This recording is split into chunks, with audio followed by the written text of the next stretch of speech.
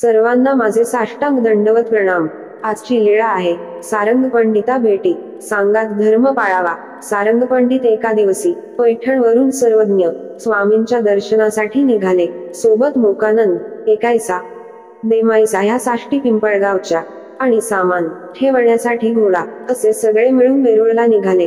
तेव्हा ते कटक देवगिरी वरून येत होते तेव्हा बाजारात ओल्या पोफळांची राशी म्हणजे हिरव्या सुपाऱ्यांचा ढीग पाहिला व त्यांनी तिथे काही सुपाऱ्या घेतल्या, केळी विकत घेतल्या, आंबे घेतले व हे सर्व मोकानंद जवळ धुरणी म्हणजे छोट्या टोपल्या ठेवून त्यांच्याजवळ ते ओझे दिले व सर्वजण नागझरी म्हणजे नदीच्या पात्रात वाहणारा झरा तिथे आले व उतरले। त्यांच्याजवळ शिळ्या रोट्या म्हणजे दशम्या होत्या। तेव्हा एकायसा म्हणतात, पंडितो म्हणजे सारंग पंडिताला म्हणतात, आपण आता इथे आधी जेवण करू, मग स्वामींच्या आखरी आलो। म्हणजे गावाच्या बाहेर गुरेढोरांसाठी असलेली जागा स्वामींचा ज्या गावी निवास आहे तेथून जवळ आहे म्हणून एवढ्या जवळ आलो असता सर्वज्ञ स्वामींना न भेटता कसे काय जेवायचे, जेवण करून मग कसे काय स्वामींच्या दर्शनाला जायचे। तेव्हा एकायसा म्हणतात, सराव परती म्हणजे चल हो बाजूला, तुझे विचार मला आवडत नाही।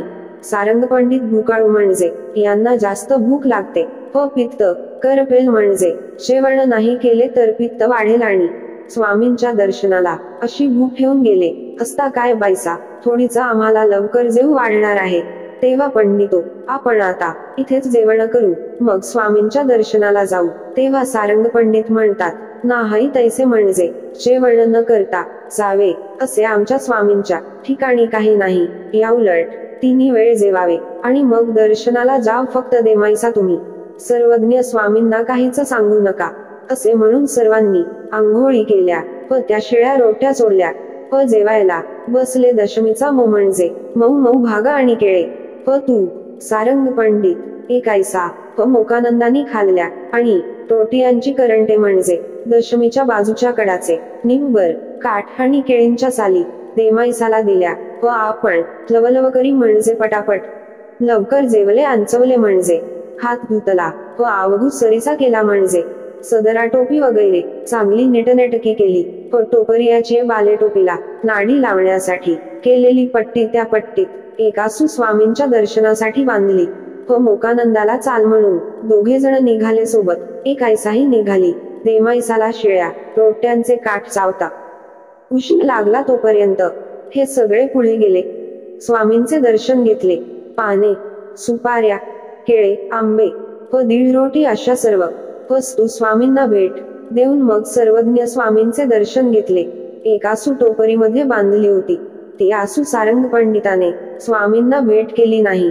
इतक्यात देमाईसा आल्या, दंडवत केला व श्रीचरणाला लागल्या। तेव्हा सर्वज्ञ देमाईसांना म्हणतात, देमती तुम्हाला उशीर का लागला? यावर देमाईसा म्हणतात, श्रीजी स्वामी सारंग पंडिताने केळी घेतल्या व नागझरीपासी जेवायला बसलो तेव्हा मी त्यांना म्हटले की स्वामींचे दर्शन घेऊ मग जेवू असे म्हणून मागील सर्व वृत्तांत स्वामींना सांगितला।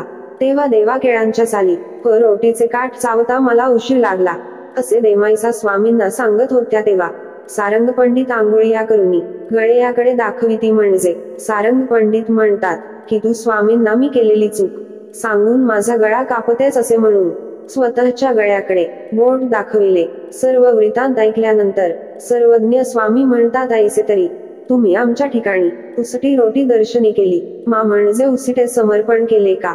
अहो आणि का म्हणजे दुसऱ्या ठिकाणी जडा म्हणजे गोल दगडाला सेंदूर लावून लोक त्याची पूजा करतात, येणे अर्थी जड म्हटले। आणि पार्थिवा म्हणजे पृथ्वी संबंधी एखाद्या डोंगराला शेंदूर लावून त्याचे तीर्थस्थानात रूपांतर करणे आणि मग तिथे जात असताना तीर्थ उपवास म्हणजे तीर्थ करायला जात असताना उपवास करणे, तेथील तीर्थ देवता न पाहत ने जेविजे म्हणजे त्या तीर्थाचे दर्शन घेतल्याशिवाय जेवण करत नाही ते नाही। म्हणजे तुम्ही आमच्या जवळ येऊन तेवढा सुद्धा नियम आमच्या ठिकाणी पाळला नाही। बर हे नाही पण पैठणवरून देमाईसाला सोबत आणले जे आपल्याला ते त्यांना द्यावे व सोबतच यावे हा सांगात धर्म तोही नाही।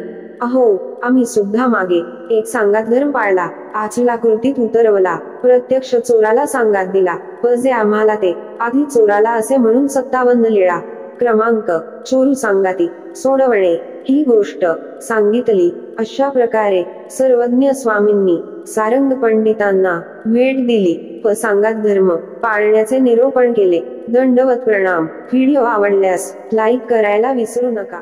या लीळेचा आदर्श आहे. सर्वज्ञ स्वामींची ही शिकवण खरोखरच अत्यंत महत्वाची आहे. आपणही हा विधी लक्षात ठेवावा.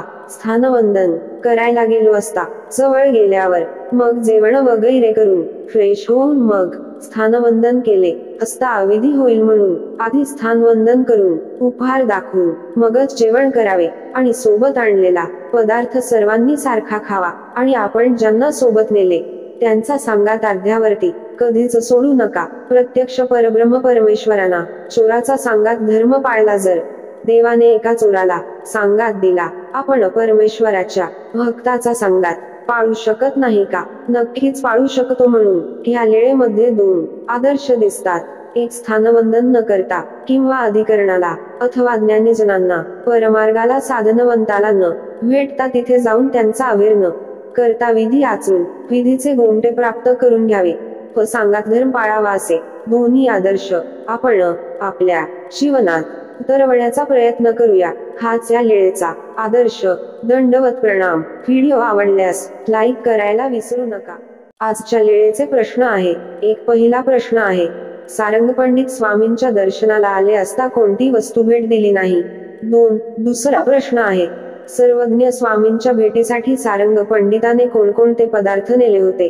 3. तिसरा प्रश्न आहे, एकाईसा व सारंग पंडिताने देमाईसाला जेवण्यासाठी कोणकोणते पदार्थ दिले होते?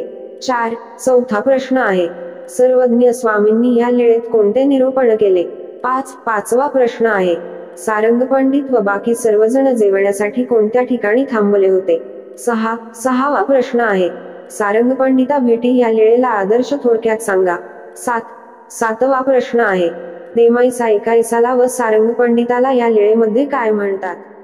सर्वांना दंडवत प्रणाम. आजची ही लीळा कशी वाटली नक्की कमेंट मध्ये सांगा आणि व्हिडिओ आवडल्यास लाईक करा, चॅनलला सबस्क्राईब करा. असेच नवनवीन व्हिडिओ पाहण्यासाठी आजच आपल्या हक्काचं हे आपलं जय श्री सर्वज्ञ YouTube चॅनलला सबस्क्राईब करून बेल आयकॉन बटन दाबा. दंडवत प्रणाम.